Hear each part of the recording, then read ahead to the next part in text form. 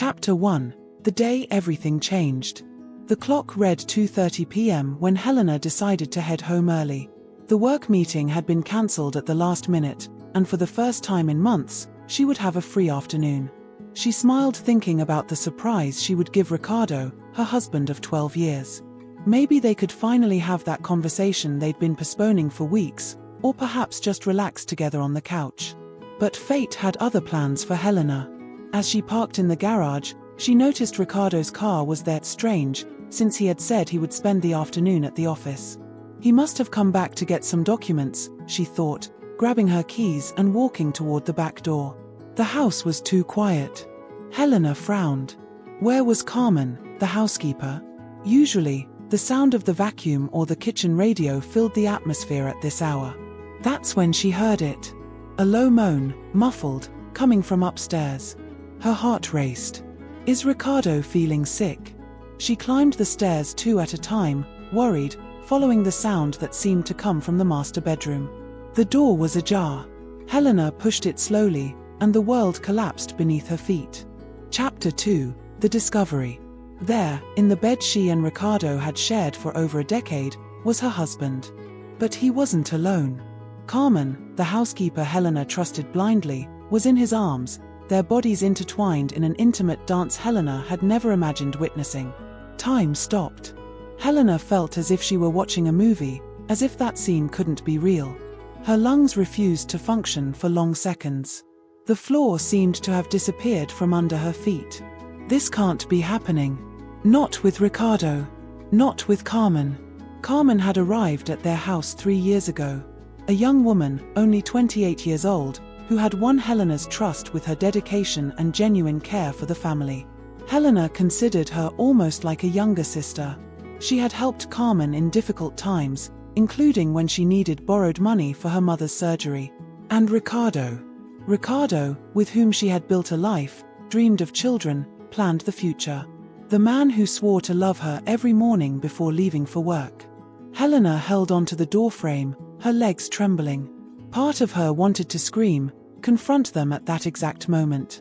Another part prevented her from moving, as if her muscles had turned to stone. That's when Ricardo murmured something that completely shattered Helena's heart. Carmen, I love you. I can't stand pretending with her anymore. Chapter 3. The Silent Escape. Helena backed away slowly, each step a silent agony. She went down the stairs like a ghost, her hands shaking so much she could barely hold her purse. She left through the same back door, got in her car, and drove aimlessly. She didn't know how long she had been driving when she finally stopped at a small roadside cafe. Her hands were still shaking when she picked up her phone. Who could she call? Her sister was traveling. Her mother would be devastated. Her friends, most were friends of the couple. Helena felt completely alone in the world. She ordered a coffee she barely touched and sat there in silence, trying to process what she had seen. The images repeated in her mind like a looping movie. The way Ricardo touched Carmen. The intimacy between them. The words he had said. I can't stand pretending with her anymore. How long had this been going on? How many times had they been together in her own house, in her own bed? Helena began to question every moment of the past months. The times Ricardo came home late. The weekends Carmen needed to work. The looks she might not have noticed. How had she been so blind? Chapter 4. The Puzzle Pieces. Sitting in that cafe, Helena began connecting dots that had seemed unrelated before. 3 months ago, Ricardo had suggested that Carmen work on Saturdays too. So you can have more free time, love, he had said with a smile that now seemed fake in Helena's memory. 2 weeks later, he started coming home later from the office. New projects, he justified. Helena had even praised his dedication to work. And Carmen. Carmen had changed too. She became more reserved, avoided long conversations with Helena. At the time, Helena thought the young woman was just going through some personal problem. How was I so naive? Helena remembered the last time they had made love, she and Ricardo. It had been almost 2 months. When she tried to get close, he always had an excuse. He was tired, worried about work, needed to wake up early. She had started questioning whether she was losing her beauty, whether she was no longer attractive to her husband. Now she knew the truth. Her phone vibrated. A message from Ricardo. Love, I'll be late today. Important meeting. I love you. Helena looked at the screen with bitterness. How many of these lies had she swallowed? Chapter 5. The Plan. Helena didn't go home that night. Or the next. She stayed at a small downtown hotel, ignoring Ricardo's insistent calls. She needed time to think, to decide what to do. On the morning of the third day, she had an idea. If Ricardo and Carmen wanted to play with fire, she would give them a bonfire. Helena knew Ricardo better than anyone. She knew his fears, his insecurities, his weak points. And Carmen, well, Carmen didn't know who she was messing with. First, Helena made some calls. She hired a private detective not to confirm what she already knew, but to document. She needed proof, dates, times. If this went to court, she would be prepared. Then, she visited a lawyer. One of the best in the city, specialist in complicated divorces. She explained the situation with surgical coldness, as if she were reporting someone else's case. How long have you been married, Helena? Asked the lawyer. 12 years. Partial community property regime. Children? No. We were trying. Helena stopped. That dream had died 3 days ago. Substantial assets. The house, the cars, the investments, everything in both names. The lawyer smiled. Not a cruel smile, but professional. We'll get justice, Helena. Chapter 6. The Return. On the fourth day, Helena returned home as if nothing had happened. She arrived at her usual time, greeted Carmen normally, and kissed Ricardo on the cheek when he came home from work. Where were you, love? I was worried. Ricardo seemed genuinely distressed. Sorry, honey. My sister had an emergency and asked me not to tell anyone yet. You know how private she is. Helena lied with an ease that surprised her. Ricardo seemed relieved. Carmen, who was setting the dinner table, avoided looking Helena in the eyes. During dinner, Helena observed the two with new eyes. The furtive glances, the tension in the air, the way Carmen hurried to leave the room whenever Helena entered. It was like watching a bad theater play. Carmen, Helena said suddenly, making the young woman startle. How about we take some photos for the family album? You're part of the family, after all. Carmen's discomfort was palpable. Oh, Mrs. Helena, I'm not good with photos. Nonsense. Ricardo, get the camera. Let's take some photos of the three of us together. Helena smiled, but her eyes were cold as ice. Chapter 7. The Psychological Game. In the following weeks, Helena became a model wife. She cooked Ricardo's favorite dishes, planned romantic surprises, showed renewed interest in his professional life. At the same time, she treated Carmen with exaggerated kindness, praising her work, giving her unexpected gifts. Ricardo was confused but obviously pleased with his wife's renewed attention. Carmen, on the other hand, was visibly uncomfortable with Helena's kindness. Don't you think Mrs. Helena is strange? Carmen whispered to Ricardo one afternoon, while Helena pretended not to hear from the hallway. Strange how? I don't know, too affectionate. Like she knows something. You're being paranoid, Carmen. Helena doesn't suspect anything. If only he knew, thought Helena, smiling to herself. The detective had done impeccable work. Photos, schedules, even audio recordings. The dossier was impressive in its completeness. Ricardo and Carmen met 3 times a week at the house, always when Helena was at work. On Saturdays, they went to a cheap motel on the outskirts of the city. Helena kept everything in a bank safe. Her secret weapon. Chapter 8. The First Crack. The first crack in the facade appeared during a dinner with Ricardo's parents. Helena had planned everything meticulously.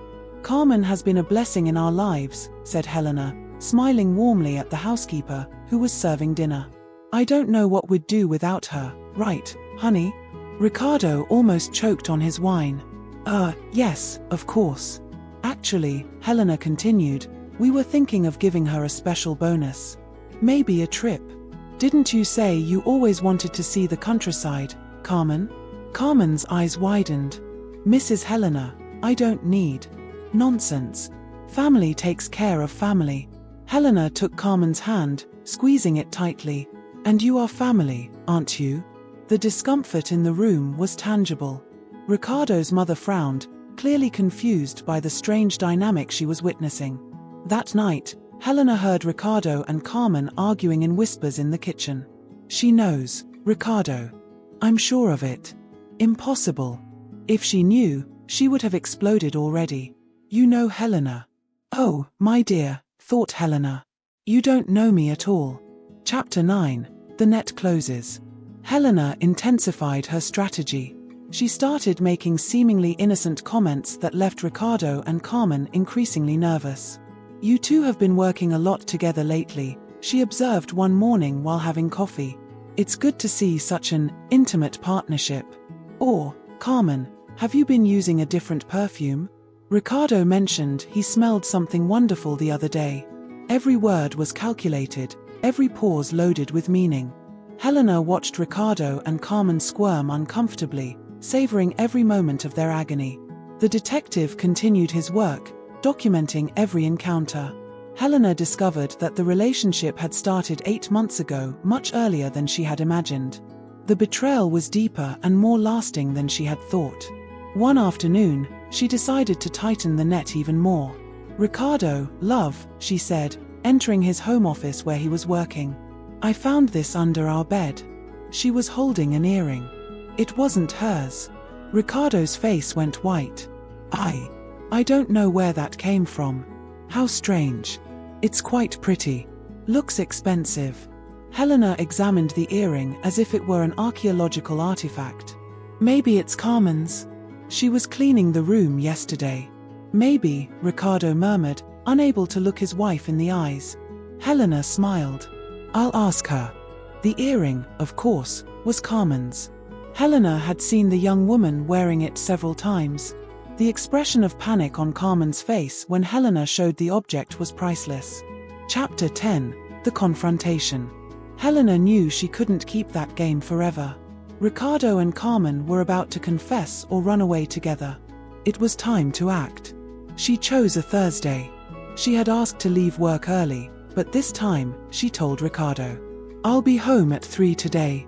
How about we prepare something special for dinner?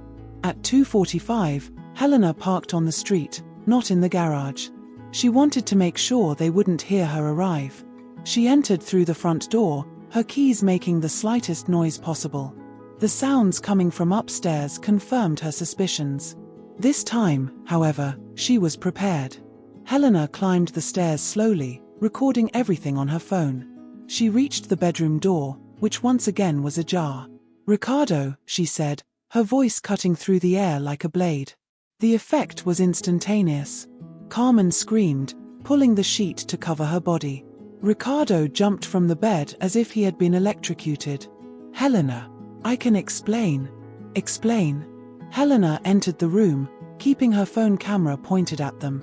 Explain what exactly, Ricardo? How you and Carmen decided to turn our house into a motel?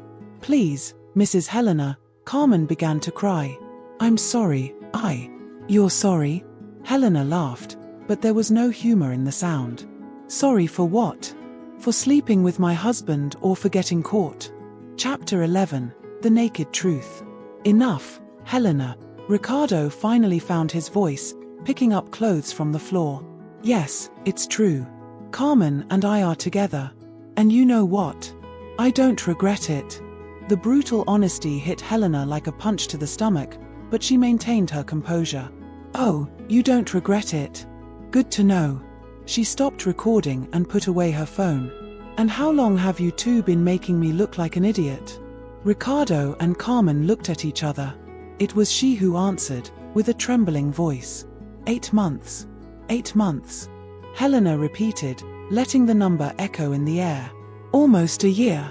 A year treating me like a stranger in my own house. A year of lies. A year pretending you loved me. Helena, Ricardo began, but she interrupted him. No. Now it's my turn to speak. Her voice was firm, controlled. You want to know the truth? I found out 3 weeks ago. 3 weeks watching you two squirm, lying, making up pathetic excuses. The shock on their faces was gratifying. And you know what else? I have everything documented. Photos, dates, times, even audio recordings. I have a lawyer, I have plans, and I have much more control over this situation than you imagine. Chapter 12. The Consequences. Carmen, said Helena, turning to the housekeeper. You're fired. I want you out of my house now. And if I find out you took anything that isn't yours, I'll sue you for theft. Carmen began dressing quickly, still crying. Mrs. Helena, please, I need this job. You should have thought of that before sleeping with my husband. Helena, it doesn't have to be like this, Ricardo intervened. It's not her fault, it's mine. Oh, what a gentleman. Helena clapped sarcastically. Protecting your mistress. How romantic. But you're right about one thing, Ricardo. The fault is yours. You're married. You made vows. You're the one who betrayed our history. Ricardo dressed in silence, clearly trying to find words that could fix the irreparable. What do you want, Helena? What do I want? Helena smiled coldly. I want justice. I want you out of my house. Today. Now. This is my house too. It was. Now it will be only mine. Just like half of everything you built together during these 12 years of lies. Chapter 13. The New Beginning. 2 months later, Helena was sitting on the porch of her house, now truly hers, having coffee and reading a book. The divorce process was proceeding as planned. Ricardo had tried to contest, but the evidence was irrefutable. Carmen had disappeared from the city right after being fired. Helena learned from neighbors that the young woman had returned to her hometown in the countryside. Ricardo, meanwhile, had rented a small apartment on the other side of town. Helena felt no pity for either of them. The phone rang. It was her sister, who had finally returned from her trip. Helena, I just heard about everything. Why didn't you tell me before? Because I needed to deal with this alone, Anna. And I did. Are you okay? Helena looked around. The house was quiet, but it was a different tranquility. There was no more tension in the air, no more lies echoing through the walls. I'm fine. Better than I've been in a long time. Chapter 14. The Reflection. That night, Helena allowed herself to cry for the first time since the discovery. She didn't cry for the betrayal itself, but for the lost time, the shattered dreams, the version of herself that had been so naive. She had truly loved Ricardo.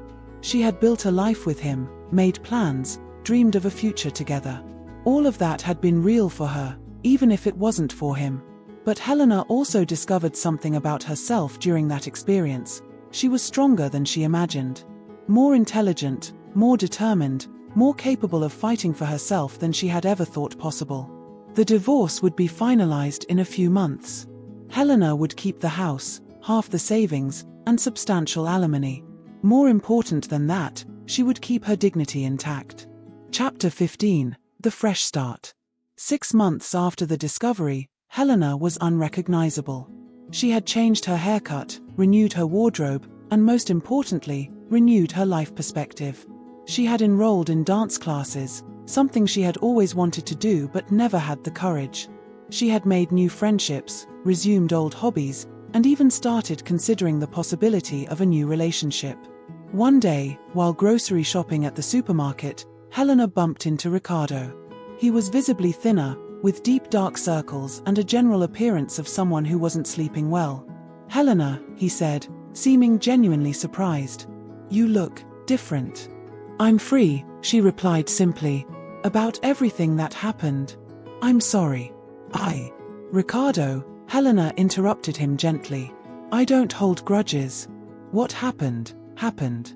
We both moved on. And Carmen? He asked, almost whispering.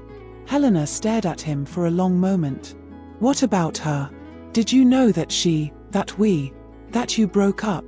Yes, I heard. Helena couldn't help a small smile. Apparently, when the excitement of the affair passed, you discovered you didn't have much more in common. Ricardo lowered his eyes, clearly embarrassed. The grass always seems greener on the other side, doesn't it, Ricardo? But when you jump the fence, sometimes you discover it's just an illusion. Epilogue: The lesson. Helena never saw Ricardo or Carmen again after that casual encounter. She learned through mutual acquaintances that he had moved to another city, looking for a fresh start. She, in turn, found her own fresh start exactly where she was, in her own house, in her own life, in her own strength. 2 years later, Helena was in a healthy relationship with a man who valued and respected her. They took things slowly, building trust and intimacy gradually. Helena had learned the importance of not idealizing anyone, but she also hadn't lost the ability to love. Sometimes, when she was tidying the house, the same house where everything had happened, Helena remembered that terrible day that changed her life forever. But she no longer felt pain. She felt gratitude. Gratitude for discovering the truth before wasting more years of her life. Gratitude for finding her own strength. Gratitude for learning that she was capable of much more than she imagined. Ricardo and Carmen's betrayal hadn't destroyed Helena. It had revealed who she really was, a strong, intelligent woman capable of fighting for her own happiness. And that was the greatest victory of all. Helena had come home at the wrong time and seen something she shouldn't have. But in the end, it had been exactly the right time to save her own life.